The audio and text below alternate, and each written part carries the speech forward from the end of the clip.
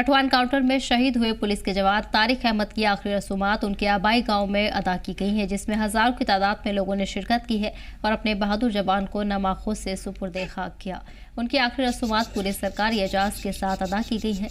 आपको बता दें कि आज जब उनकी बॉडी उनके गाँव पहुंची तो पूरे परिवार के साथ पूरे इलाके में मातम छाया रहा। उनकी आखिरी रसूमात में लीडरान समेत इंतजामिया के अफसरान भी शामिल हुए। कठुआ में आतंकवादी हमला हुआ, जिसमें उस हमले को नाकाम कर दिया गया और हमारे तारिक हुसैन जो पैंथल चंबा कटरा के रहने वाले थे, उन्होंने अपनी शहादत दी। आतंकवादियों के साथ मुठभेड़ में उन्होंने भी 2 आतंकवादियों को ढेर किया और उसके साथ साथ ही उनको भी गोली लगी। उन्होंने देश के लिए अपने प्राण जो है वो निशोवर किए। अपने पीछे तारिक हुसैन एक पत्नी और एक बच्ची को छोड़ गए हैं। उनके बूढ़े माता पिता हैं। उनके पिताजी कादिर हुसैन जो हैं बड़े हिम्मत वाले, उन्होंने कहा कि मैंने तो अपना बेटा खोया है, लेकिन मुझे गर्व भी है कि वो देश के लिए अपने प्राण उसने निशोवर किए हैं। और इसके साथ साथ ही हम आज चंबा गांव तारिक हुसैन के गांव में हैं और अंतिम संस्कार अब उसका यहाँ पर किया गया है। और उसके साथ साथ ही और जो उसके साथी जिन्होंने अपनी शहादत इस देश के लिए दी है, जम्मू कश्मीर के लिए दिया है, जम्मू कश्मीर की जनता के लिए दिया है, उसको आज पूरा देश, पूरा जम्मू कश्मीर जो है वो श्रद्धांजलि अर्पित कर रहा है। तारिक हुसैन साहब को और इनके साथी जो कठुआ के एनकाउंटर में देश के लिए, मातृभूमि के लिए, अपनी सरजमी के लिए कुर्बान हो गए, शहीद हो गए। पूरा मुल्क, पूरा हिंदुस्तान शहीद तारिक हुसैन और उनके बाकी साथी जो कठुआ में शहीद हुए उन्हें नमन करता है। पूरा हिंदुस्तान एक जांबाज वीर सैनिक के नाते तारिक हुसैन साहब और उनके साथियों ने पाकिस्तान की ओर से घुसपैठ करके भारतीय सीमा में कठुआ में घुसे आतंकवादियों पर जबरदस्त हमला बोला और दहशतगर्दों की, आतंकवादियों की बड़ी साजिश और कोशिश को उन्होंने नाकाम किया। कठुआ एनकाउंटर में शहीद जम्मू कश्मीर पुलिस के हेड कांस्टेबल जगबीर सिंह को खराज अकीदत पेश की गई है। सीएम उमर अब्दुल्ला समेत दीगर लीडरान इस मौके पर मौजूद रहे और खराज अकीदत पेश की गई। वहीं शहीद जवानों को खराज अकीदत पेश की गई। आपको बता दें कि इस मौके पर डीजीपी भी मौजूद रहे। जम्मू कश्मीर की मजबूती के लिए इन बच्चों ने शहादतें दी हैं। 4 बच्चे शहीद हुए हैं जम्मू कश्मीर पुलिस, हमारी पुलिस के, और हम सब के सिर नमन हैं और इन बच्चों को श्रद्धांजलि देने के लिए आए हैं। ऑनरेबल चीफ मिनिस्टर साहब जनाब उमर अब्दुल्ला साहब भी आपके सामने अभी यहाँ से निकल के गए हैं और अब क्योंकि सतीश शर्मा साहब और मैं वहाँ पे जहाँ से ये मटुआ से रहने वाला लड़का वहाँ भी जाएंगे। बाकी क्योंकि सीएम साहब कठुआ भी गए हैं, उन्होंने रियासी भी जाना है, तो लिहाजा आज के दिन में कुछ ज़्यादा बोलने को नहीं, बस इतना ही है कि भगवान इनकी आत्मा को शांति दे, अपने चरणों में निवास दे और परिवार को इतनी हिम्मत दे कि वो इस सदमे से बाहर निकल सके। साथ हमारे नुमाइंदे ख्वाहिश जुड़ गए हैं। ख्वाहिश, फिलहाल किस तरह का माहौल अब इलाके में देखने को मिल रहा है? गम और गुस्से का भी माहौल है और इस दौरान देखा जा रहा है कि तमाम लीडरान खराज अकीदत में पेश हो रहे हैं। जी, साफ तौर पे जो सफाइन एनकाउंटर में हमारे जवान शहीद हुए हैं, कल हमने कठुआ डिस्ट्रिक्ट पुलिस लाइन में भी देखा था कि 3 जवानों को जो है वो फोरेंसिक सेरेमनी दी गई थी, उनके परिवारों को शव सौंपे गए थे। वहीं आज हेड कांस्टेबल जगबीर सिंह जो कि सफेन पुलिस चौकी में जो है अधिकारी थे, उनका पार्थिव शरीर डिस्ट्रिक्ट पुलिस लाइन जम्मू लाया गया, जहां पर श्रद्धांजलि देने के लिए खुद मुख्यमंत्री Omar Abdullah, deputy chief minister Surinder Choudhary, cabinet minister Satish Sharma, उसके अलावा डीजीपी जम्मू कश्मीर पुलिस तलीम प्रभात और दीगर जो जम्मू कश्मीर पुलिस के और कंसर्न फोर्सेस के अधिकारी जो यहाँ पर मौजूद थे। इसके साथ ही यहाँ पर वो परिजन जो जगबीर सिंह के परिजन वो भी यहाँ पर थे, उन्होंने भी नम आंखों के साथ श्रद्धांजलि दी है। आपको बता दूं कि जिस तरह से ये एनकाउंटर हुआ और खासतौर पर सन्याल से जो ये पूरी आप कह सकते हैं कि एनकाउंटर जो है शुरू हुआ था, एनकाउंटर या कॉन्टैक्ट शुरू हुआ था, जहां पर सबसे पहले आतंकियों को देखा गया था, वहां घेरा गया था, बड़े पैमाने पर सर्च चलाया गया था। उसके बाद ये ग्रुप जो है आगे जफैन का जो सफैन इलाका है वहां पर ये लोग इनको वहां पर घेरा गया और जिसमें 3 आतंकी अभी तक मारे गए हैं। आपको बता दें कि एक जानकारी ये भी है कि लगभग 5 जवानों के राइफल्स जो है हथियार लेकर आतंकी जो है वो फरार हुए हैं। और अभी जो लेटेस्ट इंफॉर्मेशन निकल के आ रही है कि आतंकियों के साथ फिर से जो है वो उनको जो है वो ट्रेस किया गया है दूसरी लोकेशन पे, यानी कि सफेन में जहां पर ये एनकाउंटर चल रहा था उसके साथ दूसरी जगह पर उन्हें भी ट्रेस किया गया है और अभी जो कनेक्ट हुए हैं आतंकियों के साथ। तो ओवरऑल ऑपरेशन अभी चल रहा है, कंटिन्यू है। इस बीच जो जवानों की शहादतें हुई हैं लगभग 30 घंटे के बाद उनके शव जो है वो एनकाउंटर साइट से निकाले जा सके, क्योंकि आतंकी बिल्कुल उस स्पॉट पर थे जहाँ के हमारे जवानों के शव थे।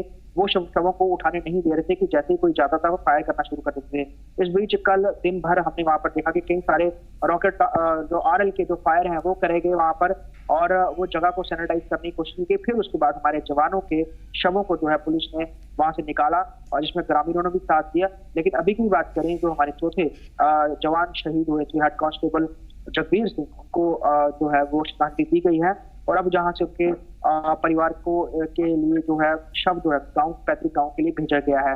साथ ही साथ डिप्टी चीफ मिनिस्टर और कैबिनेट मिनिस्टर सतीश शर्मा उनके अंतिम संस्कार में शामिल होंगे। वहीं उमर अब्दुल्ला जो है वो रियासी और कठुआ जाएंगे। साफ तौर पर अगर हम देखें तो जिस तरह से ये हमारे जवान शहीद हुए हैं, श्रद्धांजलि जम्मू कश्मीर पुलिस को पहुंची है, लेकिन आतंकवादियों को मारने को घेरने के लिए बड़ी कवायद हमारी सुरक्षा एजेंसियां लगी हैं और उनका मोराल बिल्कुल हाई है। तो आप कह सकते हैं जो जवान हैं वो लगातार वीर गति को प्राप्त हो रहे हैं, देश की रक्षा के लिए वो जान न्यौछावर कर रहे हैं, लेकिन किसी भी तरह समझौता या किसी तरह सैक्रिफाइस से पीछे नहीं हटते हैं। अभी यहाँ पर यह श्रद्धांजलि दी गई है और यहाँ से जो है जगबीर सिंह के जो अंतिम संस्कार के लिए जो है वो यहाँ से लोग भी गए हैं, अधिकारी भी गए हैं और आज दिन में ही उनका संस्कार कर दिया जाएगा। जी बिल्कुल ठीक है। ख्वाहिश जगबीर सिंह और दूसरे शहीद जवानों के और घर वालों की बात करें तो उनकी तरफ से क्या कुछ गुहार अब लगाई जा रही है, क्या मरकज से वो मांग कर रहे हैं, क्या कुछ उनकी तरफ से कहा गया? देखिए काफी गुस्सा है। कल हमने तस्वीरें कठुआ हॉस्पिटल से देखी थी, गवर्नमेंट मेडिकल कॉलेज कठुआ से, जहां पर स्थानीय लोग और खासतौर पे शहीदों के परिजन जो है जो रविंद्र रैना बीजेपी के पूर्व प्रदेश अध्यक्ष हैं वो वहां पहुंचे तो उन पर वो टूट पड़े। ये कहना था कि अगर जम्मू कश्मीर में शांति की बात की जाती है, शांति है, यहाँ का सब कुछ ठीक है, माहौल अच्छा है, तो हमारे लोग, हमारे परिजन, हमारे भाई बंधु क्यों शहीद हो रहे हैं। इस चीज की उन्होंने बात कही और साथ में ये भी कहा गया है कि अगर ये आतंकी लगातार आ रहे हैं तो क्यों एक ही बार पाकिस्तान को जो है जवाब नहीं दिया जाता। कब तक छोटे बच्चों के सिर से बाप का साया छिपता रहेगा, माँ बाप के जो बुढ़ापे के सहारे उनके बच्चे जो हैं वो छीनते रहेंगे। ऐसे पाकिस्तान ये हरकतें लगातार कर रहा है और आज से नहीं कर रहा, कई दशकों से कर रहा है, तो ये आगे भी जारी रखेगा। एक ही बार क्यों नहीं इन पर प्रहार किया जाता और आतंकवाद को खत्म किया जाता। रोषित दिखे, दुखी दिखे, लेकिन यही है कि सरकार क्यों कोई ठोस कदम नहीं लेती। आतंकी आते हैं, फेंस क्रॉस करते हैं, OGW की मदद करते हैं और वो आगे अलग अलग लोकेशन पहुंच जाते हैं और हम लोग को अंजाम देते हैं। तो क्यों उनको बॉर्डर से ही ये यहाँ पर ना आए, ऐसे इंतजाम किए जाए, कहाँ लापरवाही रह जाती है। इस पर कड़ी जो है वो जो है इन्वेस्टिगेशन हो और जो भी जिम्मेवार है उन पर कार्रवाई हो। ओवरऑल सबका यही कहना है कि पाकिस्तान को जवाब देना बहुत जरूरी है और ऐसा प्रहार, ऐसा जवाब ताकि वो आतंकवाद जो है यहाँ ना भेजे। लेकिन ये बहुत लंबी जंग है, जल्दी खत्म नहीं होने वाली है, लेकिन हमारे जवान जो है शहादत देने से पीछे नहीं हटते हैं। जहां भी कहीं भी कोई भी आतंकी होने की सुबुगाहट या कोई पता चलता है तुरंत बड़े पैमाने पर जो है सुरक्षा एजेंसियां सर्च ऑपरेशन चलाती हैं। इस बीच कई दफा कभी हथियार मिलते हैं, कभी इनके जो है जो हाइड हाउस है वो पता चलता है। कई बार आतंकी के साथ कॉन्टैक्ट स्टैब्लिश होता है जिसमें आतंकी मारे भी जाते हैं। अभी एक बड़ी कामयाबी है, 3 आतंकी तो मारे गए हैं, 2 और हैं अभी वहां इलाके में और वो वेपन्स भी लेके वहां से भागे हुए, क्योंकि बताया जा रहा है कि आतंकियों के अपने हथियार जो है और गोला बारूद का खत्म हो गया, तो उन्होंने जवानों के वेपन जो है वो छीने थे, तो लापता थे वेपन। तो यही एक आकलन लगाया जा रहा है कि वो आतंकी साथ में लेके गए हैं और जिस जगह सफेन में काउंटर चल रहा था उससे ठीक पिछली जगह फिर उनके साथ जो है कनेक्ट हुआ है, कनेक्शन बना है, तो वहां पर सुरक्षा करते हुए उस इलाके को इस समय घेर रही है। जी बिल्कुल। ख्वाहिश तमाम आला अफसरान मुतासरा परिवार से मुलाकात कर रहे हैं और ऐसे में शहादत का इजहार कर रहे हैं, लेकिन वही अगर देखा जाए तो लंबे वक्त से सर्च ऑपरेशन कई इलाकों में चल रहे हैं, ऑपरेशन सलिया चल रहा है, बड़े पैमाने पर ये ऑपरेशन जारी है, लेकिन क्या अब कोई सख्त कदम उठाया जा सकता है मरकज की तरफ से, ऐसा कोई इशारा मिल रहा हो? देखिए साफ तौर पे आपको बताऊं कि केंद्र ने सबसे बड़ा कदम यही उठाया था कि जम्मू कश्मीर पुलिस के DG जो है नलिन प्रभात बनाए थे। नलिन प्रभात एक ऐसे ऑफिसर हैं जो कि ग्राउंड और फील्ड वर्क बहुत बेहतरीन तरीके से जानते हैं, कम्युनिकेशन स्किल बहुत बढ़िया है बहुत फिट ऑफिसर है। और आपने देखा जिस तरह से उसकी तस्वीरें वायरल हुई, खुद वेपन लेके वो सर्च में जो है वो लगे थे। हालांकि डीजीपी पद पे रहते हुए एक प्रोटोकॉल होता है, बड़े अधिकारी नहीं इस तरह के ऑपरेशन में शामिल होते हैं, लेकिन नलीन प्रभात खुद को रोक नहीं पाए और इस तरह के ऑपरेशन में लगातार वो खुद जो है वो आगे भी बढ़कर जो है वो पार्टिसिपेशन करते हैं।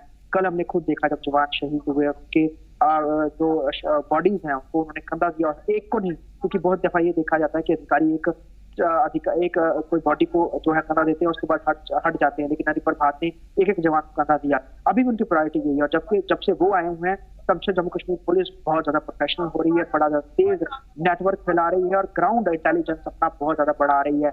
ऐसे में अलग अलग तकनीक, जिस तरह से आतंकियों के नए वो तकनीक अपना रहे हैं हमले करने के लिए, तो जम्मू कश्मीर पुलिस भी उसको रोकने के लिए अपनी तरह से वैसे ही तैयारी भी कर रही है और वैसे ही सारे ऑपरेशन जो है लॉन्च करती है। पिछले कुछ समय में देखा आपने कई सारे बड़े पैमाने पे इन्होंने सर्च ऑपरेशन चलाए, उसका ही नतीजा है कई सारे हाइड आउट बरामद हुए, कई सारे हथियार बरामद हुए और अभी भी सिलसिला जारी है और ये आगे भी चलता रहे।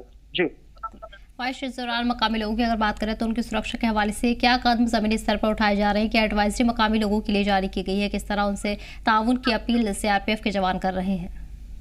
देखिए, जम्मू कश्मीर के बड़े सारे इलाकों में जो है वो बीडीजी मेंबर्स का जो गठन किया गया है वो लगातार आते हैं और वो जो है वो अपनी वहां पर ड्यूटीज परफॉर्म करते हैं। हालांकि वो ग्रामीण होते हैं, हथियार उनके पास होते हैं, पुलिस के साथ उनका पूरा राब्ता रहता है और कोई भी इस तरह का उनको इंटेल मिलता है या कोई भी ऐसा सस्पिशियस मूवमेंट वो देखते हैं तो तुरंत वो जो है वो कंसर्निंग आगे पीछे के पुलिस चौकियों के पुलिस अधिकारियों को इन्फॉर्म करते हैं। सफेद में भी कुछ ऐसा ही देखा गया। स्थानीय लोग जो है अमूमन जो सुरक्षा एजेंसी है उनसे पूरा राब्ता बना के रखते हैं, पूरा कोऑर्डिनेशन कर रहता है, जिस कारण जो है बड़ी बार कामयाबी मिलती है। ओवरऑल दिन हो रात हो लोग जो है वो बहुत सतर्क हैं और खासतौर पर पहाड़ी इलाकों पे लोगों को यही कहा गया है कि आप किसी भी दहशतगर्द को देखते हैं, कोई भी सस्पिशियस मूवमेंट देखते हैं, आप तुरंत जो है वो सुरक्षा एजेंसियों को बताएं ताकि जो भी देश विरोधी लोग हैं उनको वहीं पे घेरा जा सके। उस काम में लोग अपना पूरा सहयोग करते हैं। हालांकि अलर्ट है, जान का खतरा तो बना हुआ है, लेकिन लोग इस तरह की कंडीशन में यहाँ पे रह रहे हैं और उनको एक किस्म से वो हैबिचुअल हो गए इस तरह की कंडीशन में। लेकिन ओवरऑल किसी भी तरह की साजिश को नाकाम करने के लिए वो पूरी सहायता जो है वो सिक्योरिटी फोर्सेस की करते हुए नजर आते हैं। जी बिल्कुल ठीक है।